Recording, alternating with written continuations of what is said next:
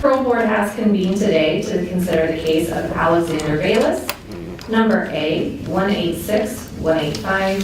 Mr. Bailas was admitted on August 6, 1985 for the convictions of grand theft, aggravated robbery, aggravated burglary, 2 counts, aggravated murder out of Cuyahoga County, where he received a 30 full to life. The statutory first hearing date was February 11, 2015, and he has seen the Parole Board 3 times. Most recently, he appeared before a panel of the Parole Board on January 9, 2023 at the Grafton Correctional Institution, where a majority of the board members voted to propose a parole subject to a final determination at a full board hearing. The Office of Victim Services was notified of the proposed parole. A petition was filed by the Office of Victim Services. The board reviewed the petition, voted to accept the petition, and today's hearing was scheduled. All required notifications of today's hearing were made. A final decision regarding the proposed parole will be made at the conclusion of today's hearing. There are several people here today who will be presenting to the board and who will appear in the following order. Representing Mr. Bailas will be attorney Aaron Branham, friend William, and mentors Michael and Jerry. Representing the victim will be Dan Van, assistant state prosecuting attorney from Cuyahoga County. In terms of ground rules for the hearing, each side will be permitted a total of 40 minutes for their presentations. Time will stop at the end of each attorney's presentation to allow board members to ask questions.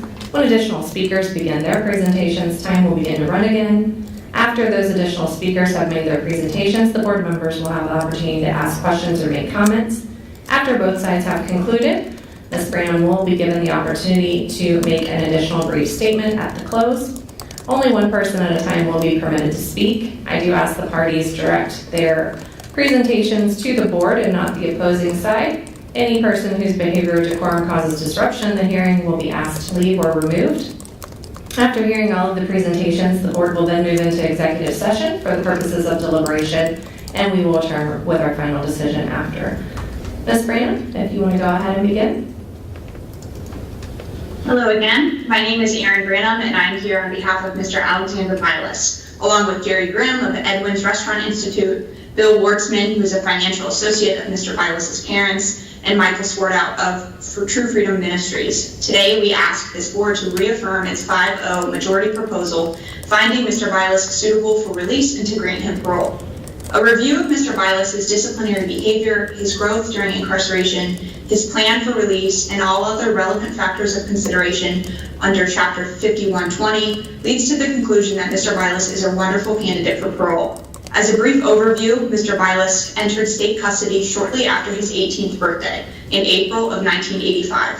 Following his conviction and his guilty plea, he was sentenced to life with no chance of parole until 30 years served. He has now served over 38 years of incarceration and is currently 56 years old. He served more than a decade of that time of his sentence at a level 1 security institution. As a result of his trustworthiness, he has been designated a cadre at multiple institutions. Mr. Bailas is first eligible for parole consideration in 2015. As this board is very familiar with the details of his case based on Ms. Thomas's discussion at his panel hearing and through all the materials we've previously submitted to this board, I will briefly touch on just a few of the factors as outlined in Chapter 5120 before turning it over to the additional speakers today that are here on Mr. Bailas' behalf. For his risk to reoffend as measured by the risk assessment tool, Mr. Bailas' current risk score is a level 3, which is noted as incredibly low. His security level is only a 1, and he hasn't received any tickets in at least 15 years, which is as far back as his electronic version of his ISR. Further, many of the letters of support in Mr. Bailas' case come directly from employees of ODRC, who have gotten to know him over the past 38 years and who have expressed their support for his release. The ability to control the inmate's behavior and the degree to which the inmate demonstrates impulsivity in the prison or in the community. As I mentioned, Mr. Bailas has no disciplinary history and has been recognized as being so trustworthy that he's been designated a cadre at multiple institutions. He's a leader of a lot of the programs in the prison. He's a leader of the Edwin's program, of the dog training program, among other things. He's taken a large amount of courses that show his ability to control his behavior, and his institutional programming reflects that. As outlined in the summary that I submitted to this board, he has an outstanding amount of programming during his incarceration, and particularly he's done a lot of courses that are consistent with his unique needs and his individual risk to reoffend, such as victims awareness, victims empathy, thinking for a change, cage or rage, alternative to violence, among other cognitive development programs. As far as the degree and substance of community support or opposition to release, it's certainly understood that there is opposition present in this case, but it's also noted that there is support. The support comes from many of the people who know Mr. Bailas best and who have personally seen him grow, develop, and mature since he was a teenager. And a lot of these, I might point out, are leaders in the re-entry community, like Mike Swiger and Jerry Grimm, who are both here today. As far as statements by the inmate, Mr. Bailas has admitted responsibility from this crime very early on, and he pled guilty to the indictment. He has expressed sincere remorse and has shared his feelings with many individuals outside of this board and in many of the programs that he's done and the activities that he's participated in. As far as his readiness, ability, and motivation to assume obligations and undertake responsibilities, Mr. Bailas has an absolutely terrific re-entry plan, and he's received an enviable offer to become a student at Edwin's. He's received multiple college degrees, is well equipped to work in a variety of different sectors post-release, and he's even earned a certificate of employability from ODRC to work in the animal training sector. He's remained steadily employed for the past few decades and has been recognized as being responsible and reliable in the roles that he has maintained. He also has many supportive connections in the community that are available to assist him with securing additional employment post-Edwin's, finding a home post-release, and with the financial and the legal assistance available to him, he plans to stay in the Cleveland area because of the availability of those resources. However, he is also ready and able to secure housing at any location in Ohio should the board desire. While Mr. Bailas was technically 18 and considered an adult in the eyes of the law, Mr. Bailas was far from that when he committed this crime. As known through modern science, his brain would not have been developed for yet another 7 years from the time he committed this crime, which is actually where a lot of the growth can be seen looking at the programming and his participation since he's been at ODRC. As far as his family and his home environment, Mr. Bailas was thrown out of his parents' home at age 18 for acting up and misbehaving shortly before this crime happened. He was sleeping in vacant homes, he was on the couches of friends who would just let him stay for a while, which no 18-year-old should have to do. He also shared with me in one of our personal conversations that at that time he had attempted suicide and was committed non-voluntarily committed to St. Luke's psych ward during that time.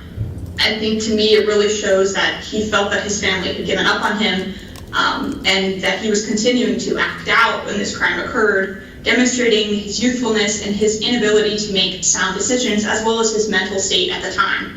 Lastly, in determining the degree to which he's demonstrated change and growth during incarceration, I think even a brief summary of the programming and the education shows the true amount of work and effort that he has put into self-growth and to separating himself from that tough, incredibly impulsive teenager that he was. Outside of that, the individuals who've gotten to know him see a man that is committed to others, to helping his community, and to bettering himself every single day.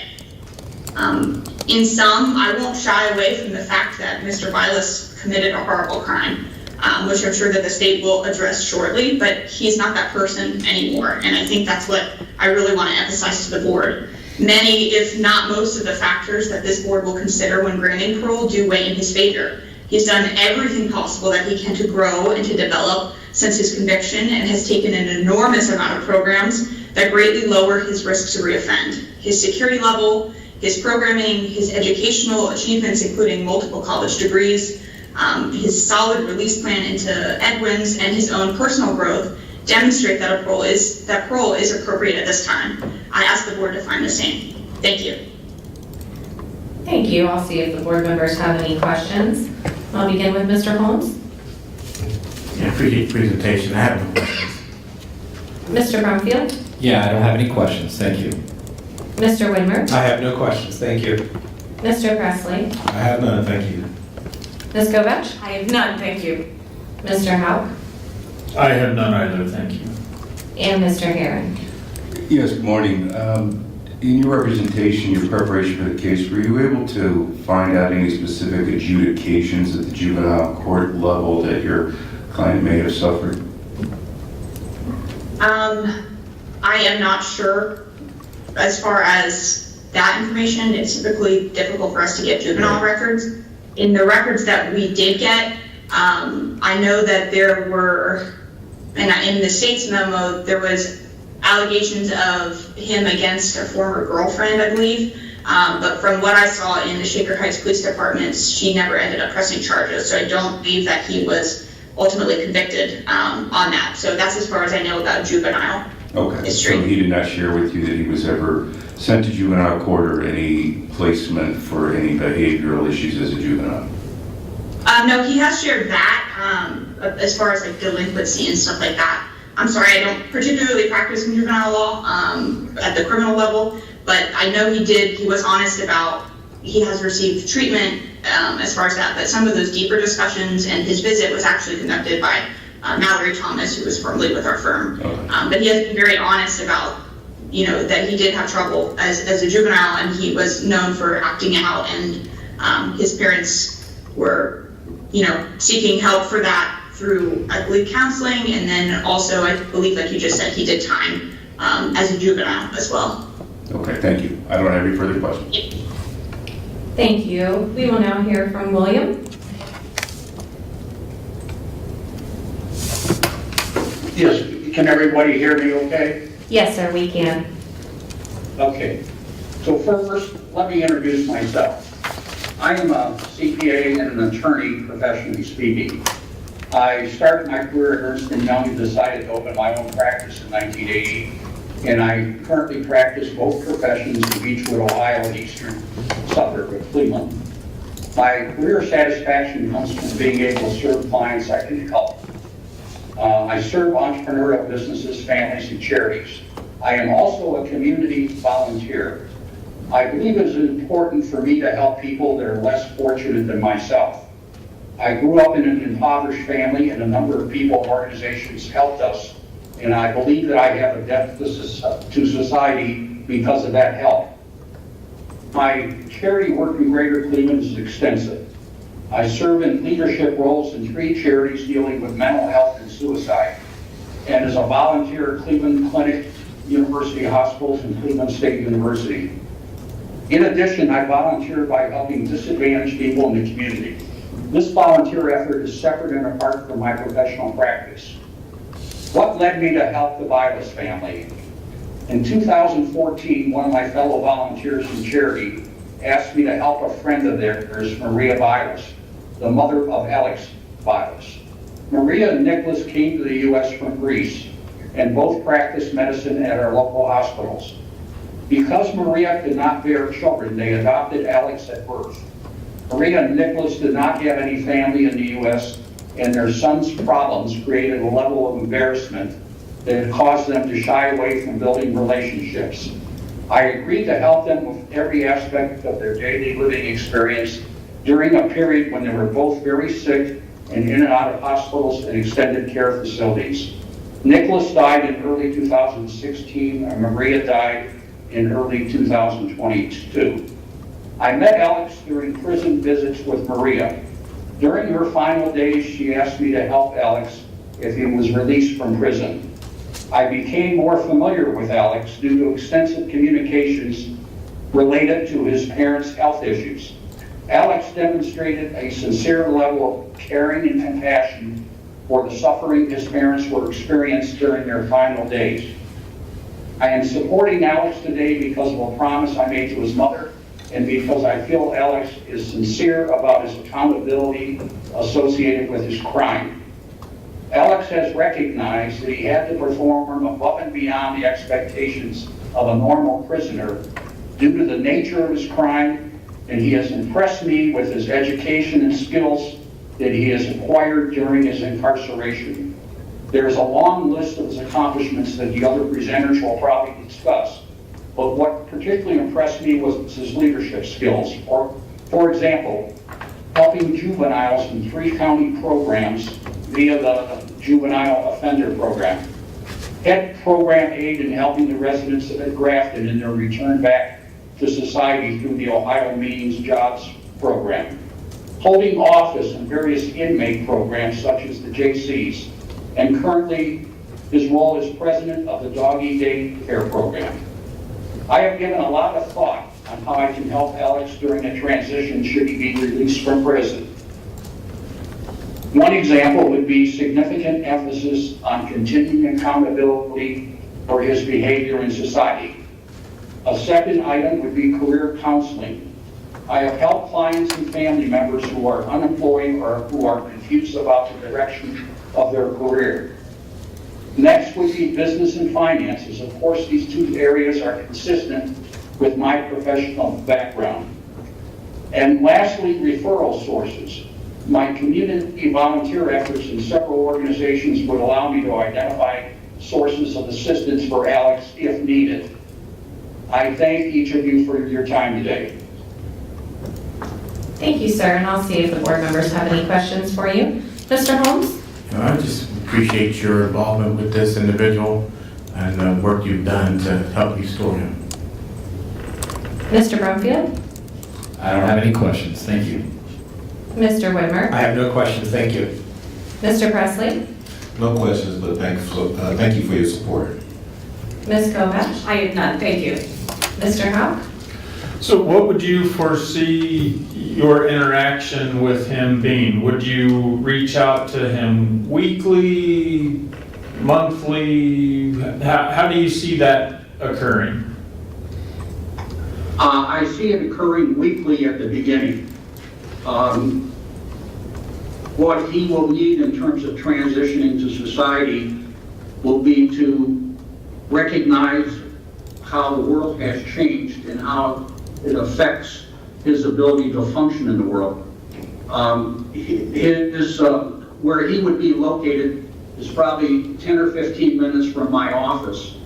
And I would anticipate having a weekly meeting to get updated on how he is doing. And I would be managing his finances, if you will. And so there would be necessary interaction. And then I would say to you that I would be available on an as-needed basis. Okay.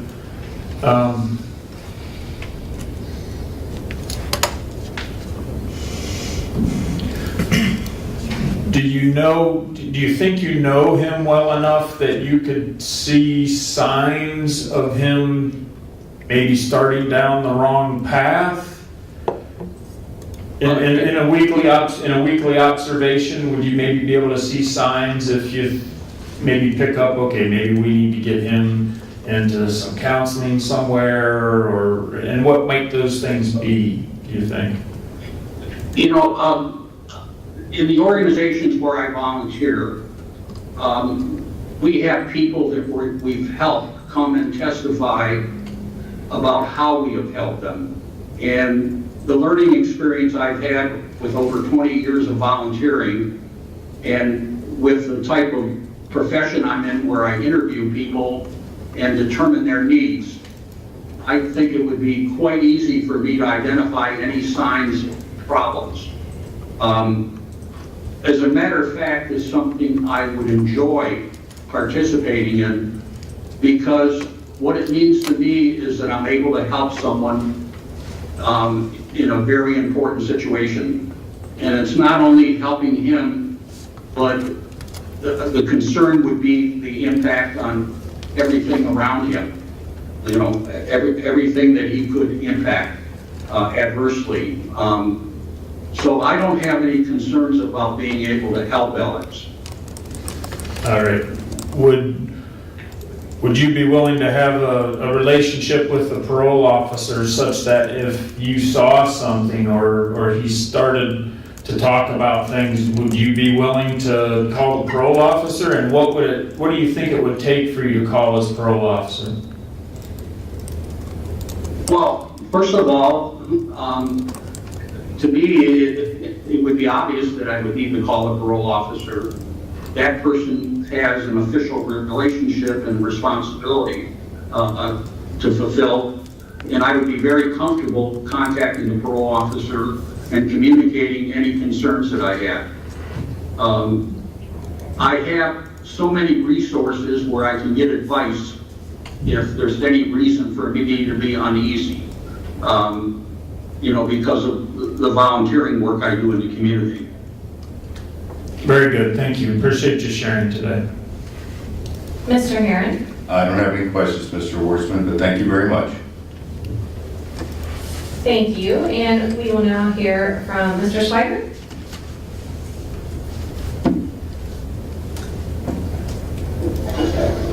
Good morning. Thank you so much for the time this morning. I've known Alex for just under 20 years. I met initially back in 2005, and I've continued to see him regularly as I visit Grafton Reintegration Center, where he works in the Hope Center. For the last 15 years, he's been a program aide for True Freedom. So he and I work together as he helps us facilitate our programs. He helps coordinate all of our volunteers who come in, making sure that everyone is inmate attendees or showing up at the right place at the right time. I speak with him regularly. I am a client of the doggy daycare center. I bring my dog in, so I entrust my dog to him on a regular basis. So we have multiple levels of interaction. And through the entire time that I've known him, I have found him to be a very intelligent, very reserved, very even-minded individual. He's unflappable in the environment that he's in, which is difficult to do over a long period of time. He's very trustworthy.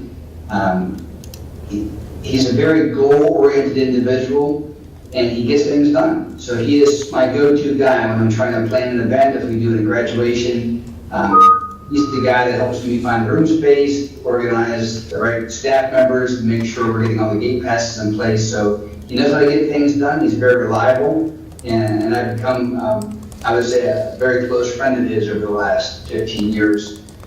As far as his release planning goes, should he be released, I know he plans to live in the Shaker Heights area, which is not very far from my office. It's only probably 10 miles away. I live on the east side of Cleveland as well. I would assist certainly with his reentry needs, meet with him weekly. I think that was the right frequency that Mr. Wortsman had mentioned. I deal with lots of folks who do lots of time, so that first 90 days is a very difficult transitional period. So meeting with him weekly during this window is essential, which I would be happy to do. I know his plan is to work and go to school at Edwin's, but when upon release from that, we could also help him with job placement. We have relationships with restaurants all around Cleveland, especially in the work lease program. So if that's the field that he intends to stay in, a job placement will not be very difficult. We have a close relationship with the Marble Room, with the Venetian, with lot keepers. So getting him into a better level of restaurant would certainly be advisable. But I would help in any way possible. I consider him a very good candidate for parole. Is all the people that I deal with on a regular basis, he would to me be as high of a caliber of individual as I've ever spoken before. All right, thank you, and I will see if the board members have any questions for you. I'll begin with Mr. Holmes. So you said as high as a caliber of individual that you've ever spoken for. Yes. And that's a glowing endorsement. I understand you've been doing this for quite a while, so I, for one, really appreciate everything that you've done as far as reentry and reintegration, and I appreciate that endorsement. So thank you. Mr. Brumfield. I have no questions, but like always, thank you for your support. Mr. Whitmer. I have no questions, thank you. Mr. Presley. No questions, but thank you for all you do for the incarcerated adults. Ms. Kovach. No questions, thank you, Mr. Schroeder. Mr. Howe. Have you had discussions with him concerning him continuing with your programming if he is released? I have. He's eager to get involved with us, initially as a client, but he also wants to volunteer in our organization and give back. He's been a right-hand man for me at the institution. He knows our programming, and he expressed interest to volunteer when he's able to go back into the facility with us. He'd like to do that. And he also has offered to help anywhere around our office or any place where we have a need for him. Okay, thank you. Appreciate you sharing today. Mr. Herring? No, I don't have any questions, but as always, we appreciate the positive things you do for folks who are incarcerated. We know you do not come forward on every case, only the ones that have shown you positive growth. So thank you. My privilege. Thank you, and likewise, I just want to share the sentiments of the other board members. Appreciate the work that you do and the support that you give. We will now hear from Jerry.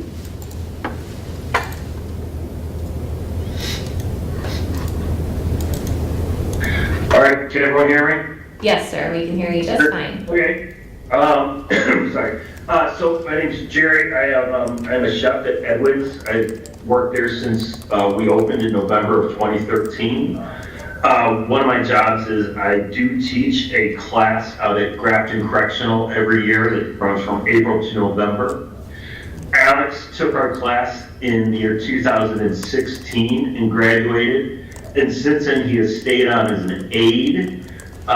He has helped me teach food safety classes. He will help in the kitchen when we do our classes there. And he's also a very active member of our garden club, as we have a garden out at Grafton that grows produce for the restaurant, and he's worked on that garden since its inception in, I think, 2017. And should he be released, and should he choose to, he can enroll as a student at Edwin's, where we can offer him housing and access to all of our case management services, and anything else he would need to help his reentry go as easy as possible. Like I said, I've known Alex for 16 years. He was one of our better students. And like I said, should he choose to come to Edwin's, those are all the things that we can offer him, and then help with finding employment at the end of this 6-month program at Edwin's. Okay, thank you, sir. I'll see if the board members have any questions for you. Mr. Holmes? Yeah, thank you for what you do also. I have no questions. Mr. Brumfield? Yeah, I'm just curious with the last thing that you stated. You stated he was one of the better students. What makes a better student? Not to try to put you on the spot, but I want to understand that. Oh, no problem. Well, just before meeting today, I went back and looked at, he was in the top third as far as grades in the class. But when it comes to cooking classes, he was a very active participant, and was able to, it can get hectic in the kitchen when we were there, since we were producing a lot, but like Mr. Harris said, he was never flappable, and he was always able to complete all of his tasks. And it was obviously put in the work for the study, because before we start cooking, we have a very rigorous classroom work where we go through culinary math and food safety. And that requires a lot of effort and studying on their own time to be able to pass these tests that are given out.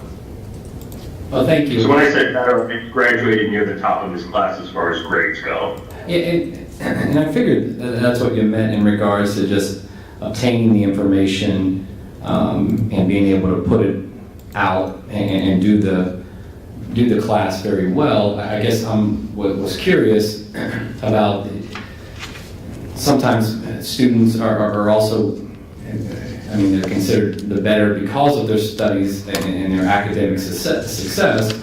However, in regards to what you do being a chef, he has to be able to take feedback, and he has to be able to trust what the instructor is saying, and then be able to put it to use to be able to make whatever the topic of the discussion is of foods that you're making. Is that correct? So I guess I'm wanting you to talk a little bit about his ability to accept feedback and to trust the instructor and to know that he can, from what he's reading to then what's being stated in class, he can then be able to apply it. And that exactly embodies him. He was he always caught on to theories and techniques very quickly. And when should I critique anything as far as like taste or technique, it never fazed him. He heard the criticism and made it right.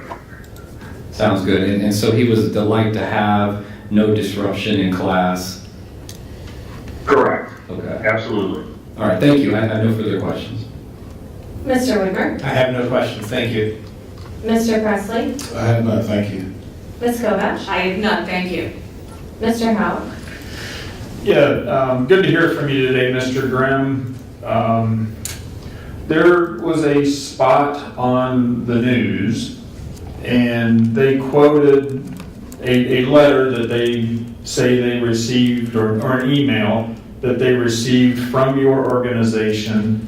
And I'm going to read the quote that they had on the news. It says, "Not currently enrolled in a program, nor has he secured employment upon release." Now, I preface that by saying, we know that that's not the whole letter or the whole email that they received, but will he be accepted into your program the first day he sets foot out of prison? Upon release, is he coming to your location? Yes, and it's, I guess technically it's not a job because he would be considered a student. Correct. But he would be enrolled in the first class that starts after his release. If that helps. Okay, that doesn't help. Because, Okay. well, let me explain why it doesn't help. Say he is released, hypothetically, he is released August 1st, and your next class doesn't start hypothetically till November 1st. Can he come to your organization on August 1st? Yes. Okay. Thank you. Appreciate you sharing today. Okay. Mr. Herron? I don't have any questions, but I just want to make a comment. I think your organization, what you do is very, very, very positive in the community and very helpful to those who have made changes in their lives and are willing to work and make a better life for them and their communities. So just much appreciated to the work that you do. Thank you. No, thank you. Likewise, obviously, we are very familiar with the program and its success, and just want to thank you for what you do there and for taking the time to speak with us today. We will now hear from Mr. Van. Thank you. Good morning, and may it please the members of the parole board. My name is Daniel Van. I'm an assistant prosecuting attorney on behalf of the Cuyahoga County Prosecutor's Office. Now, the Cuyahoga County Prosecutor's Office is opposing parole here today for a few different reasons. But what I'd like to say is this. You know, Alexander Bailas is before you, 56-year-old man who confessed, pled guilty, and was convicted and incarcerated for the horrific murder of Marcia MacClellan. We acknowledge the extensive community opposition of this release. Our office previously opposed parole in 2019. We also opposed at the institutional hearing stage, and we maintain our opposition here today. As an assistant prosecuting attorney, I often try to look for a little bit more information beyond the facts of the case. As I often find that that's helpful for the board. And we look for information that the board might not have had at the institutional stage. At the same time, I reserve for family members the opportunity to tell you anecdotes about the victim and to remind you of their loss. And unfortunately here, with this case, with the age of the case, with how old Marcia MacClellan was when she was murdered, we don't quite have that opportunity. It appeared from our research here that Marcia's last first cousin recently passed away. So while I cannot speak directly for Marcia or her family members, I think it's appropriate to at least tell the board a little bit more information about her based on what we've learned. We know that Marcia MacClellan was born on October 4th, 1927. Records tell us that she was likely born in southwestern Ohio, and she was the only child. By the 1940s, Marcia's family moved to Shaker Heights, and from what I can tell, by the 1950s, her family moved into the home on Stockholm, 3286 Stockholm, the very family home where she was murdered. Marcia would go on to college. We suspect that she began her collegiate studies at Colby Junior College in New Hampshire. We also believe that she had eventually transferred to Syracuse University, where she was a Kappa Delta. She would graduate with a degree in history. She would also go on to receive her master's degree, as well as a master's degree from Western Reserve University. Other anecdotal information tells us that she was a bridesmaid on at least 2 occasions, and that she had the opportunity in life to travel to Europe in the late 1950s. She would go on to a career in education, shaping and guiding young minds. By 1959, she was employed at Orange High School. It appears that she began her career there as a reference librarian. By 1961, she was a history teacher. And I think she had a great impact on the students she had. There was a 1965 yearbook that was dedicated to her. She was described as a teacher who was honest and fair with her students, who shows hard work and sacrifice for her students, and who gives both education and inspiration to her students. The yearbook was dedicated to her for the many ways she influenced the students' life. By the 1970s, she was part of the school's guidance staff, and we believe she had retired by 1982. And unfortunately, her retirement was cut short.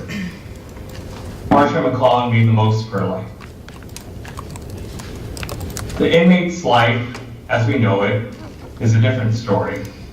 And we gather this information from the records that we have, the transcripts of proceedings, various reports, and such. We know that the inmate's parents were both doctors. We know that his father was a thoracic surgeon and his mother was a psychiatrist. Hardly a family without means. Yet the Hippocratic Oath didn't resonate with the inmate. Again, his childhood, from what we know from the competency hearing, reports of health filings, it's troubling. There's mention of a documented history of torturing animals, setting fires, and involvement in the juvenile justice system. There's mention that he abused drugs and alcohol, and that he stole from his parents. But he's also had many chances in his youth, many chances that many in our community don't receive. He's expelled from many schools. It was mentioned Gilmore Academy, St. Thomas More Academy, and Lutheran East. He eventually dropped out of high school. And again, I think a great deal of this information comes from the records that were put before the court. There was a competency report, there was a competency hearing. Some of these details were also mentioned in appellate brief filings by his own attorneys.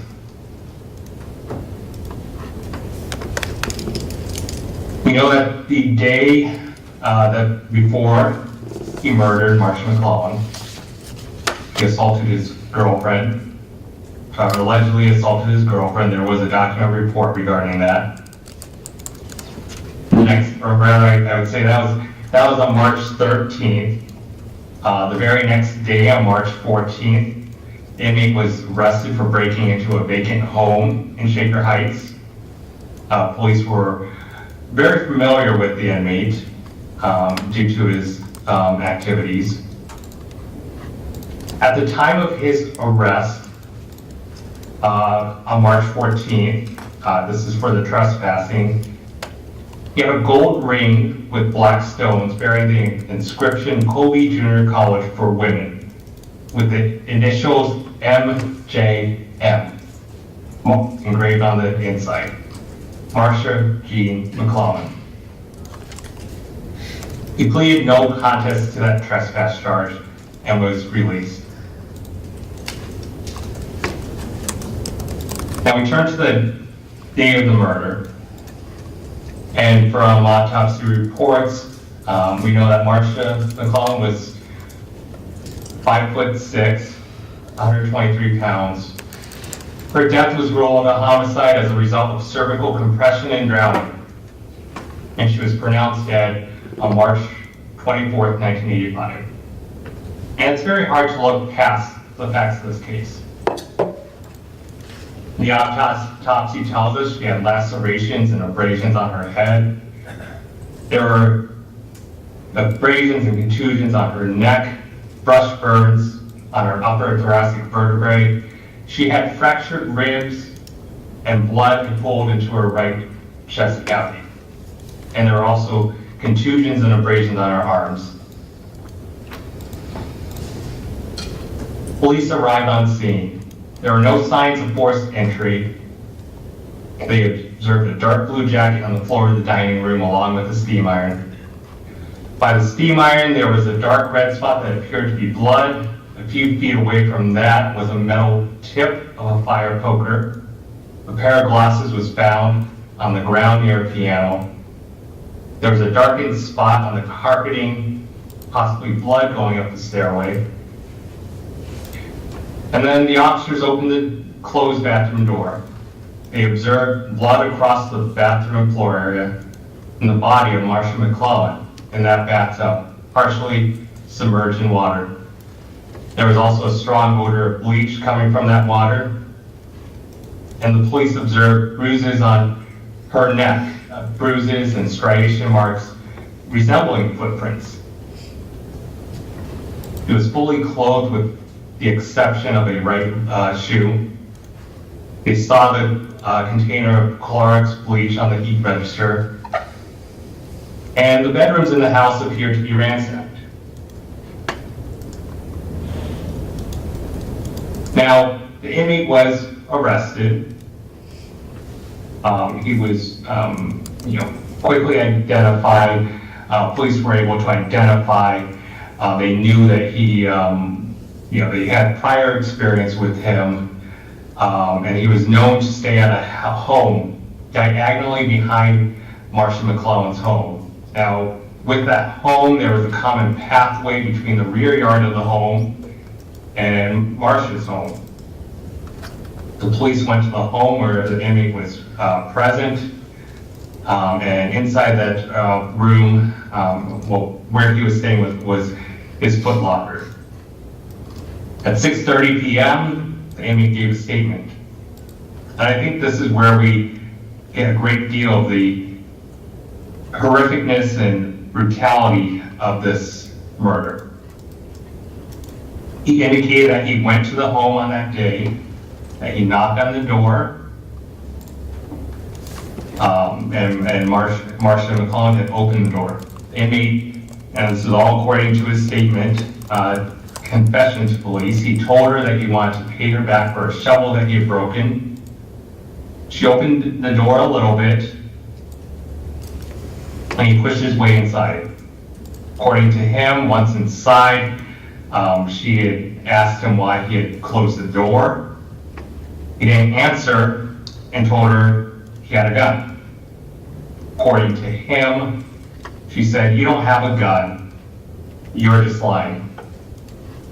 Now, in his words, he wasn't clear on what happened next, He says he followed or chased her into another room. He says he picked up a fireplace poker and hit her. He says that she fell to the floor, that he choked her while she was laying there.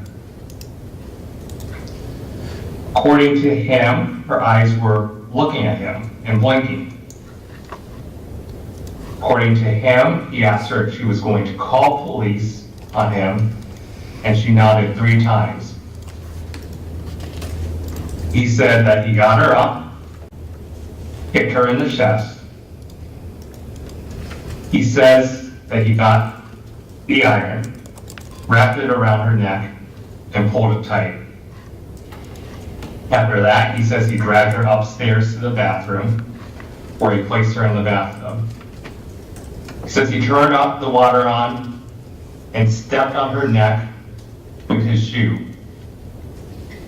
I think we should think about that. And already based on what he's confessed on doing, he says he put her in this tub and he uses his shoe to force the weight of his body down to make sure that she goes underwater. He says he could see the water coming in and out of her mouth, but he didn't think she was quite dead yet. And then he says he keeps using his foot to keep her head under the water. He says he poured bleach on her face and saw her body tremble. And that's when he talks about getting some toilet bowl cleaner. And he says he pours that on her face. Now, the autopsy report was consistent with the manner in which the inmate described. The injuries were very much consistent. The coroner told police again that the death was a homicide caused by a combination of drowning and the crushed larynx causing suffocation. The indication that the striation marks observed on Marcia's throat matched the shoe print observed on the inmate's tennis shoes. And there were also traces of blood found on the bottom of the inmate's shoes. Now, I would say this right now. The confession wasn't necessarily the end of this case. I think there's an indication from the records that the inmate backtracked a little bit, began to change his story.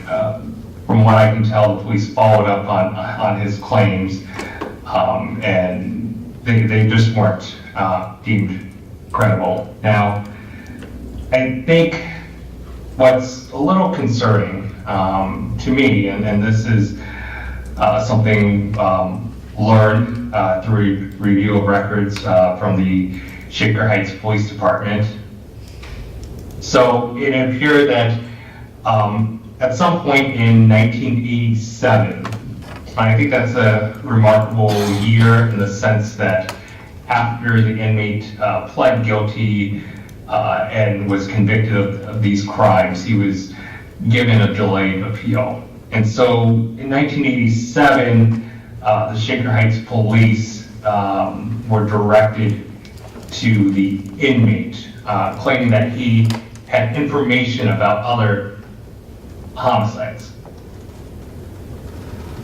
So the Shaker Heights Police do go to Lucasville. According to these, the transcripts, and some were available. Again, there's an indication that he, at this time, is beginning to backtrack and take back what he said. He claims that others were directly responsible as the principal offender.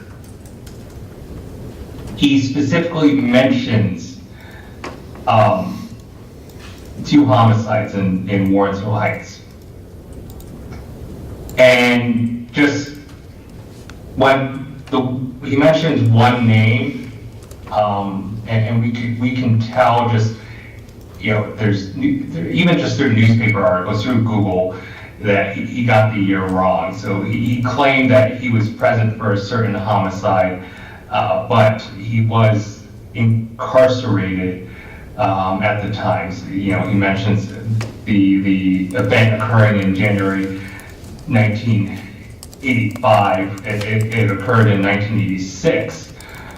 So for me, that kind of leaves questions. And I know this had occurred in the 1980s, but why? And that's a big open question. And I don't think we've heard any answers here today. I'm not sure we're going to get any, but why would the inmate, after confessing, after pleading guilty, after being convicted, make these statements to police, including what probably was easily determined to be false?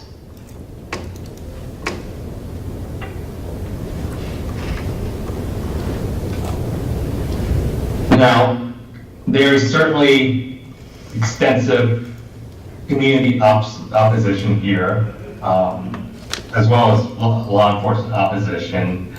I've spoken to concerned citizens who just really kind of expressed the impact that this crime had on their life, and how the murder of Marcia MacClellan just leaves them in fear, that something will happen to them.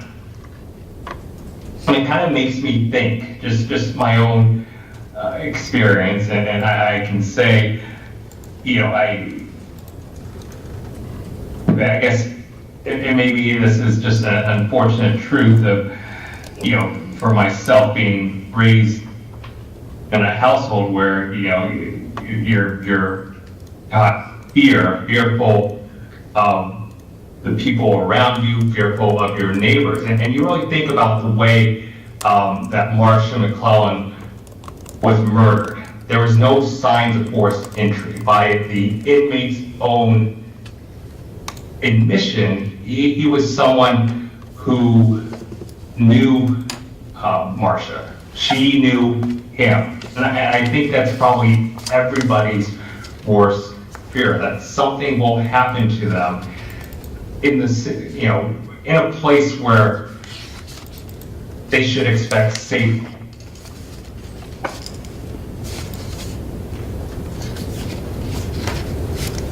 Now, I know this board has to look towards the Ohio Administrative Code, and I do think there is a basis for this board to conclude that there's substantial reason to believe that the inmate will engage in further criminal conduct.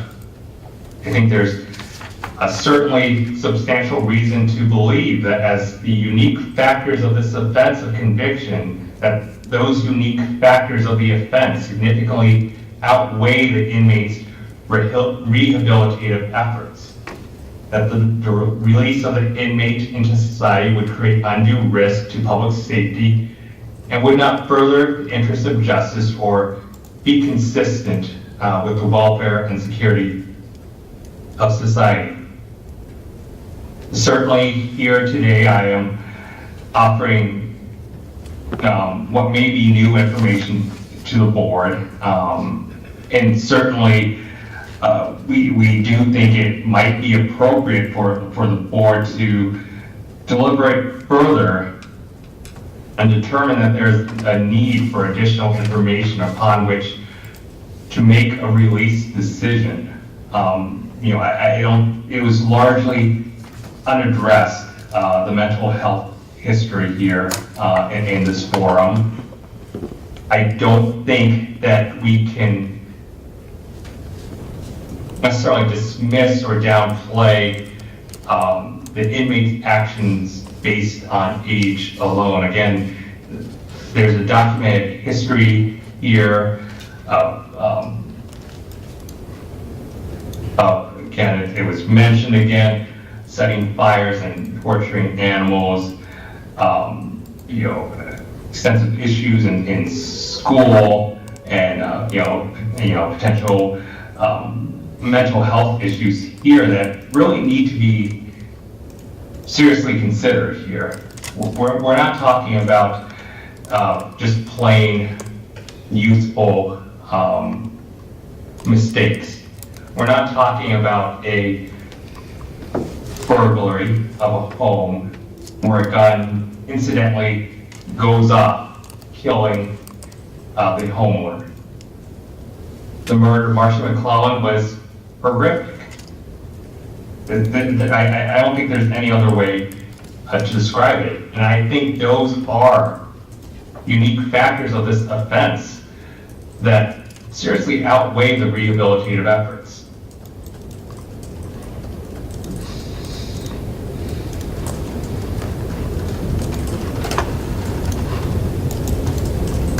I do want to say, just given, what we know of the inmates, upbringing, at least the fact that, his parents were certainly individual with certainly means,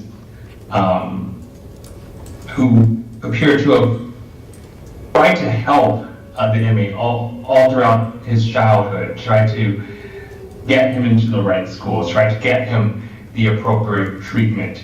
Yet, all throughout that childhood, that resulted in where we are here today. So I often have to wonder, what was different in during his incarceration as far as treatment that apparently did not resonate or help him in his childhood. And I think those are just open questions there.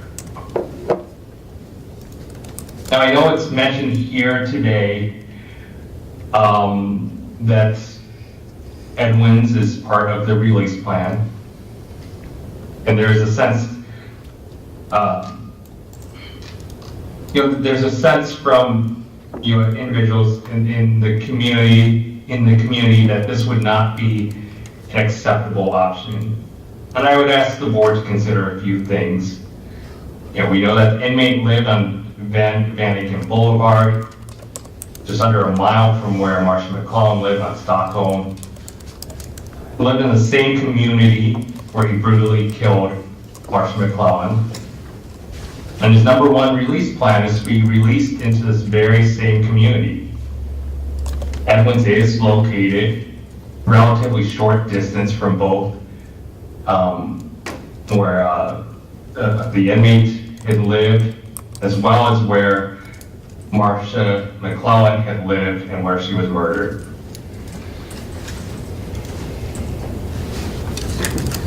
In closing, again, I have to reflect back of the life of Marcia MacClellan.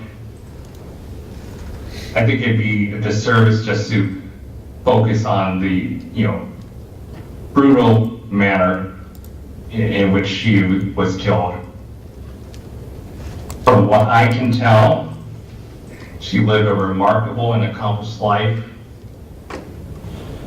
And also in the last few days, I've just come to learn a few things about her charitable nature. It's my understanding that in her passing, she left gifts to a lot of organizations, just different groups, hospital groups, historical societies, and as well as, Kobe Junior College, from what I understand. And I think that tells me that she was someone who valued her history. She valued culture. She was a history teacher. She was a social studies teacher. And I close with one final anecdote about Marcia. And this was from the 1981 Orange High School yearbook. I think the call to question to teachers was about music, and this was what was said about her. It is evident in Ms. MacClellan's reply that she is a social studies teacher. She believes that music is the language of all nations, the world. Ms. MacClellan goes on to say that she is glad now that she was forced to go to the opera because she would have missed a lot if she had not gone. I'd like to think that if she had lived her full, natural life, that she'd be alive today. Perhaps in her retirement, she would have embarked on another international journey. It should not be lost upon the board that the inmate is about the same age that Marcia MacClellan was when he took her life. He asked for parole release, and we asked the board not to give him release at this time, not to give him the years that he stole from her life. And in representing the Cuyahoga County Prosecutor's Office and on behalf of the people of Cuyahoga County, we would ask the board to deny parole. Thank you, and thank you, Mr. Van, for being here today and being a voice not only for your office, but for your community there. I'll see if the board members have any questions for you, and I'll begin with Mr. Holmes. I appreciate it, Mr. Van, your detailed presentation this afternoon. I'm still 1206. There's a few things I was wondering. I don't know if you presented anything that was specifically unique in this situation. And she certainly had a wonderful, wonderful life, and there's a lot of unique elements to this offense that go beyond the norm, beyond the pale. And you listen to this and you see this, sometimes often, and more often than I'd like to. And sometimes you look at those specifics and you see a death penalty. Someone was removed from the death penalty specs. I see here that initially he pled not guilty by reason of insanity, and they withdrew that plea. Is that correct? Yes. And so they accepted a plea of guilty with the understanding that they would remove the death penalty. Is that correct? That's correct. Do you know who offered that plea? Was it by the prosecution or by the defense?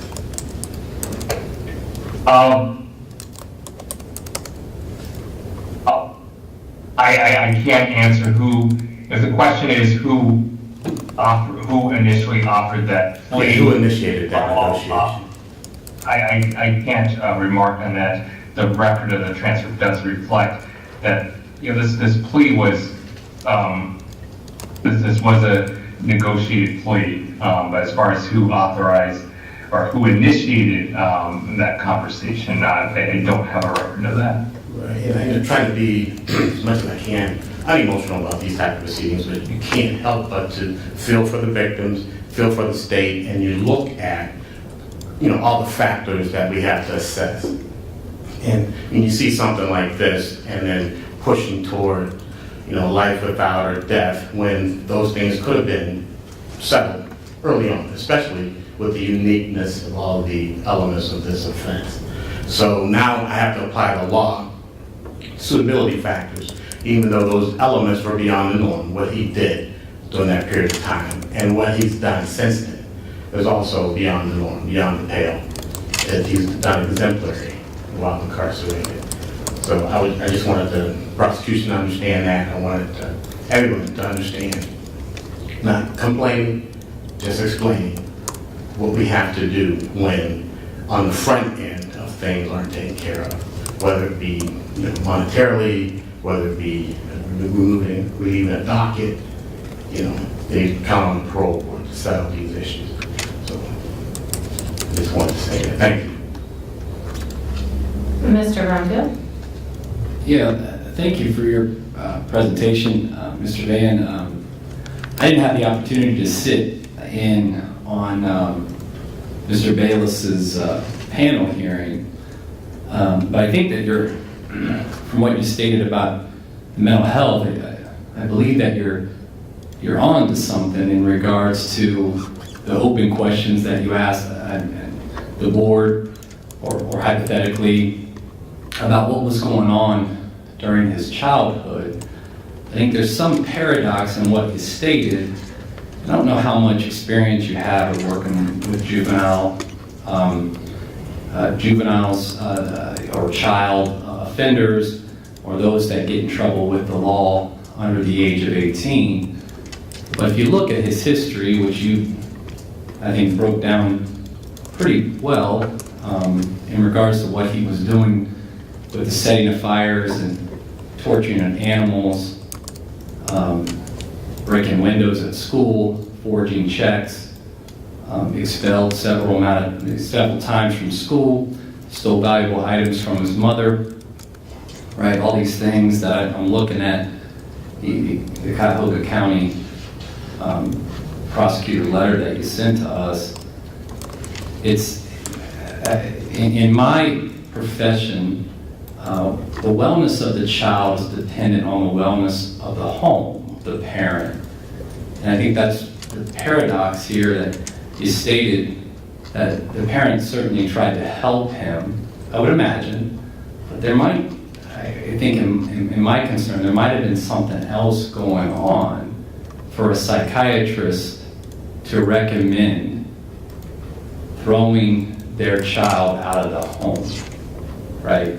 So something else is going on there outside of this incarcerated adult as a child, having all the privileges in the world and having two really good parents that took care of him. It does beg the question, what was going on, right?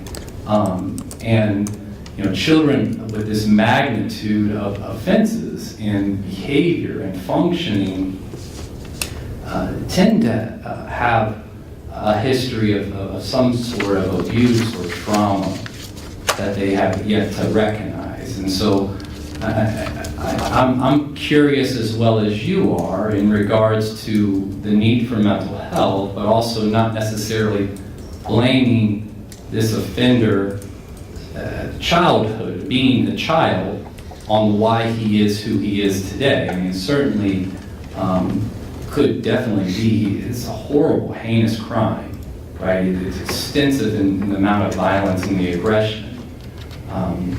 But he was disturbed as a child and might not have been incapacitated at that point in time. And being in 1985, our mental health resources back then weren't nearly as they are today, and what we tend to look at.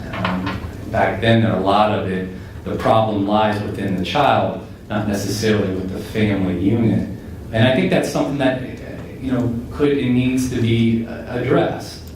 He's doing well in the institution at this point in time. He hasn't received any misconduct that I've seen, or if he has, a very long time ago. And so I hope that he, and I think his attorney talked about that he is open and interested in getting into mental health.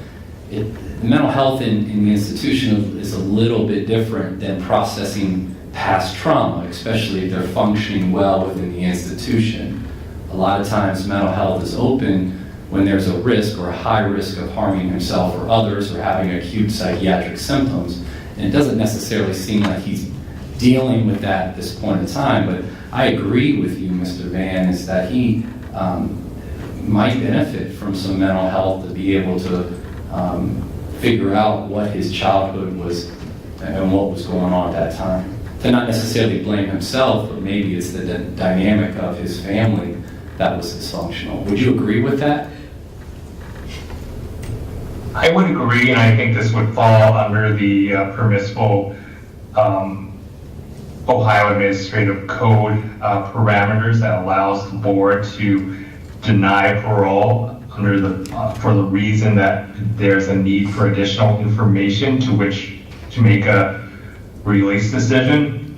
So the decision here today doesn't necessarily have to be he is suitable for release. It can simply be to take a pause, to recognize, again, the things that we've stated here today. Again, I've raised the additional concern about these statements he made while incarcerated, but certainly if there is a unanswered question about mental health, I think it is appropriate for the board to take a pause and to decide that we just need a little bit more information at this time. Certainly on behalf of our office, we would assist in providing any additional information we can as allowed under the law. I can't speak for the inmate, but that would be my remark, that we can take a pause to address the need for additional information. Yeah, there's a study out there in regards to violence and mental health, and really on the reverse of what you're saying is typically mental illness isn't violent, right? There's 4 to 12% of the mental health population that is extremely violent. Now, certainly he has a violent crime, and we can argue that he has the tendencies, but he hasn't been showing, he actually has been showing that he's doing well functionally when we look at his mental health in the institution. So what you're saying is we should continue him because he is mentally ill? Well, I can't, I guess I'm in a position where I'm not able to, in a sense, yes. And I say that with the caveat that, I do not have knowledge or access to any current mental health records or anything that might have been done during his time in incarceration with that respect. But yes, I would agree that there is a concern here and that we should continue to address those additional needs, to address these very issues. Okay, well, I appreciate you answering my question. Thank you. Mr. Whitmer? I do not have any questions. Thank you. Mr. Presley? I have none, thank you. Ms. Kovash? I don't have any questions, but thank you for being Marcia's voice today. Appreciate that and the things that you shared about her. Mr. Houck? I have none, thank you. Mr. Herron? Pleasure to see you, Mr. Van, and appreciate your thorough review. You had mentioned in your presentation that at some point, perhaps after, I think it was after his confession to the Shaker Heights police, that they had some doubts as to his story. Can you kind of elaborate on what those doubts might be, or give me a little more information on that? No, I'm not suggesting that the police had doubts. Again, it was more in the sense that the inmate started directing police towards other individuals. Okay. Was that in the 1987 discussion while he was at Lucasville? Yes, and Okay. that was also part Okay, I of the appreciate discussion. that. So, Okay. but I would say, I do want to say that, the evidence does, as we know it, is consistent with his confession. And again, that confession was given shortly after his arrest. I mean, we're talking the same. So it leads me just kind of a question from you, but it leads me to believe that the state's position was, or is now, that he committed the aggravated burglary, kind of by deception, saying to her, I'm here to pay back for a shovel, I think it was, or tool, something. Yes. Then, of course, we have this homicide, which was lengthy. I mean, I think from what you're saying and the information I look at is it involves several rooms in the house, the attack, the various forms of which are horrible. And then we have the robbery. Now, was the robbery conviction for what he did at the time of the homicide? Or was it the ring? It was the robbery in the time of the homicide, correct? Stealing from her. I would probably have to reflect. Okay. I'm pretty sure it is, and then he, of course, stole the car, correct? That would be the grand theft. So I guess. Yeah, there's an attempt to steal the vehicle. So we have several acts that he has committed during this time period. And so there's not one, in criminal law we use the term singular transaction theory, where a number of crimes are committed very quickly, and of course then the defense argues it shouldn't be sentenced to concurrent, or consecutive time. The defense would argue concurrent. Well, in this case, the court knew all of kind of the things that you're talking about, other than the 1987 discussion, and there was concurrent sentencing. What do you think we should read into, if anything, the judiciary's determination on the case? Because it could have gone consecutive, I think, correct? Yes, I believe the court could have gone consecutive in reviewing the sentencing transcripts. There wasn't much explanation other than just the court was going to impose concurrent sentences in this case. I don't think the parole board should read too much into it. I think what it does is it certainly made the inmate parole eligible after 30 years. And again, this was at a time when life without parole was not an option. So what it leaves, it'd be our position where it leaves the parole board is still in a position to consider those factors, consider the offense. And as you've mentioned, Mr. Heron, that this was not a singular transaction, so to speak. Multiple crimes committed here, and certainly, the aggravated murder itself was quite extensive. There was a lot of action involved in that case, and with this offense, a lot of effort here. Brutality to make sure that the victim was deceased. So, again, I would ask the board to just consider it, just to consider everything that we presented here today, everything that the board knows about the case, consider each of those offenses, because certainly that does go towards the unique factors of this offense, or unique circumstances of that offense, and the question is whether that outweighs the rehabilitative efforts. Yeah, and I appreciate that. And I appreciate two things. One, kind of what was said, the information you gave on this victim. And the other thing is, of course, one of the factors of this case is how this particular victim suffered terribly. There's obviously physical pain that she endured for a long period of time during this attack. So it's very important, the information you gave, and I want to assure you that we take that all into consideration, okay? So we thank you for your service today. Thank you.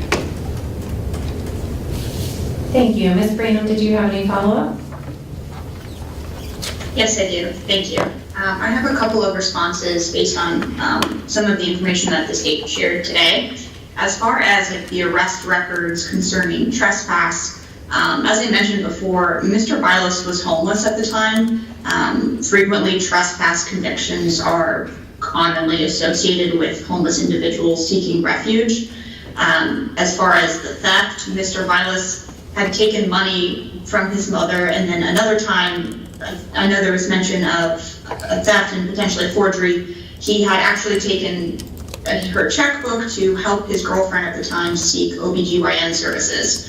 I also took the time to ask him individually about the setting fires and allegations of animal abuse, and he explained the fire situation is when he was in 3rd grade, he lit a Army soldier on fire, panicked, and threw it in the closet at his housekeeper's home because he knew he would get in trouble for playing with fire. And the fire did not spread to the rest of the home. It was just in that room, but charges, I believe, or I'm not sure if charges or maybe just reports, since he was a juvenile, may have come out of that moment. As well as the animal abuse that he explained to me was from a mouse that he had as a pet that he brought to school, who ended up through the mistake of a elementary school child that's been entrusted to take care of an animal, ended up losing his tail, and when he returned the mouse, his teacher freaked out, understandably, and that's where I believe that allegation came from as well. In all of my records, I've never seen anything else. We requested his records from the Shaker Heights Police Department, and I haven't seen any other allegations or documents that were provided to me. It's also worth mentioning, as far as animals, Mr. Bailas's the leader of the dog program since 1997. He's incredibly empathetic, and he cares for Mr. Swiger's dog, as he mentioned before. So that's obviously not a concern today. At the time of the offense, I know several questions were asked about mental health. Mr. Bailas has informed me that he was diagnosed with brief reactive psychosis and actually placed in the psych unit at the county jail and placed on medicine.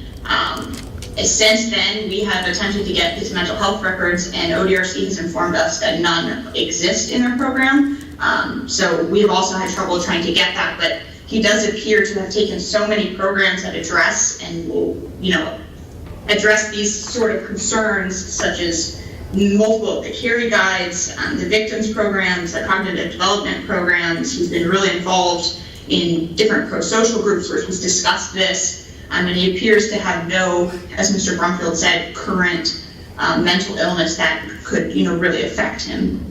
But this board also does have the option of conditioning his parole on his attendance of mental health services. And I know, as somebody has said earlier, he's definitely open to that. He wants to do, I'm sure it would be relieving for him too to work through some of the stuff in his childhood that sort of led to this one isolated incident. As far as the plea records, I know a question was also asked. Something that really strikes me is this is an 18-year-old that's facing the death penalty. He has the option of dying in prison or spending a long time in prison. The offer actually was 20 years to life at first until the prosecutor said that it was too short, so then they ultimately agreed to 30 years, and in exchange to remove, which is why the insanity, the guilty by insanity was actually withdrawn as a condition to get this plea. From my perspective as a defense attorney, I think that was probably a missed opportunity for the court as well as members of the parole board today to learn about his mental health at the time of this. He had already confessed to the police, so I'm not really sure what negative implications that could potentially have is getting to understand what the trauma he was going through and his mental health at that time. As far as Mr. Bailas backtracking his story, I also think that that serves as, an indicator of his youth and his immaturity.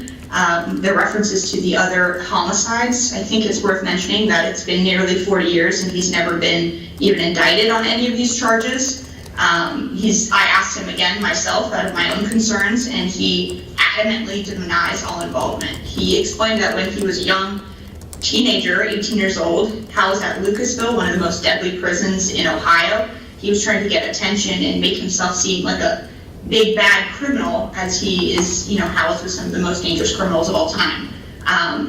Many of the details that he shared were publicly available to the news, or in the news articles surrounding those offenses, and many were actually incorrect. And something that I found interesting that I haven't heard mentioned is Mr. Bailas told me that he was actually given a polygraph exam when he was during that interview, and he failed it. And during the polygraph, he said that he was involved. So he was pretending to be involved, giving false details based on things he's seen in the news, and actually failed it and indicated deception. Typically, a failed polygraph is not something that serves as something that I would speak on, but in this case, it's interesting that it shows that he was not involved in these offenses. He was pretending to be during that time, I think, to make himself seem tougher, which makes sense at 18 years old. I think his later development and, growth is more accurately reflective of who he is. It potentially, also something for this board to consider is when he was at Lucasville, and I think this was mentioned, Ms. Thomas discussed it with me during his panel hearing, that he actually served to protect ODRC staff when there was allegations of a riot when he was working at the clerk's office, or as a clerk in the unit office. He was told by an inmate not to go to work. He told the sergeant, he protected them, and then he actually wore a wire, went back into the prison, and then gathered information and reported it back to ODRC. And as a result, that situation, could have been much, much worse. The inmates actually found out, and he did go to protective confinement for 2 years because of that. I think that type of behavior shows once he was in, it's been nearly, a long time, but back then he had already started to grow and develop and recognize his true morals and values there. And I think that this incident is not one that would certainly ever happen again. But to continue, Mr. Bailas takes full responsibility for his crime, and he has deep, deep remorse for the pain and suffering that he caused his victim and her loved ones. While he was barely 18 when he committed this, he recognizes there's absolutely no excuse for his actions in 1985. Since then, Mr. Bailas has worked diligently to transform himself into an honorable, educated man that will benefit society upon his release. He's taken a tremendous amount of programming offered through ODRC, received multiple college degrees, well known in his community, and is recognized as an extreme volunteer, and based on other statements made today, actually wants to go back if he is paroled and provide that wisdom to others, which I think says a lot. I don't know many individuals that want to report into the prison to work through those things. He's also recognized as a dependable leader at ODRC, and through his experiences, roles demanding a high amount of trust and accountability, and his complete lack of disciplinary history showing that he can and will abide by all requirements of parole. He has a wonderful reentry plan through Edwin's, a well-recognized program that's received high accolades internationally for their overall mission and success. And in sum, he really is committed to leading a fully law-abiding life. He's put in the work. He's been incarcerated for nearly 4 decades. My final remark and question for the board would kind of be, if not now, when? What else does he need to do to show that he's ready for this? So based on the facts and the factors outlined above, Mr. Bailas is an exemplary candidate for release onto parole today, and we do ask that this board grant his parole. Thank you. Thank you. The board will now move into executive.